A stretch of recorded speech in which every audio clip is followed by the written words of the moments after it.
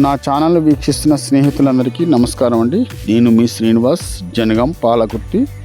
ఈ రోడ్ వచ్చేసి పాలకుర్తి మండల కేంద్రం నుండి దేవరపులో పోయే దేవరపుల మండల కేంద్రం పోయే రోడ్ అండి. ఇదే రోడ్డుకి అయితే 5 ఎకరాల వ్యవసాయ భూమి అయితే రైతు దగ్గర నుండి అమ్మకానికి ఉన్నదండి. మనం వీడియోలో చూస్తున్నాం. ప్రజెంట్ అయితే గేటు కూడా పెట్టారు.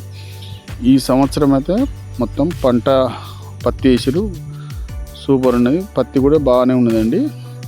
ఈ సైడు జనగామ జిల్లా పాలకుర్తి మండలం, పాలకుర్తి మండల కేంద్రానికి కేవలం ఒక 5 కిలోమీటర్ దూరంలోని, దేవరపుల మండల కేంద్రానికి 10 కిలోమీటర్ దూరంలో ఈ సైడ్ ఉంటుందండి. మొత్తం 5 ఎకరాలండి.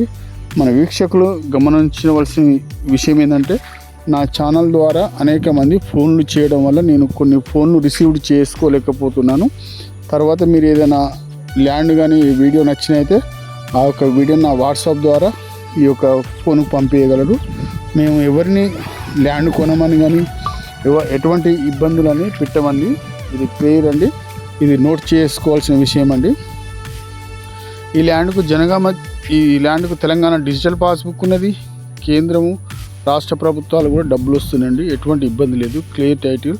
ఈ ల్యాండ్ చుట్టూ 4 వైపులా హద్దులు కూడా ఏర్పాటు చేయబడ్డాయి.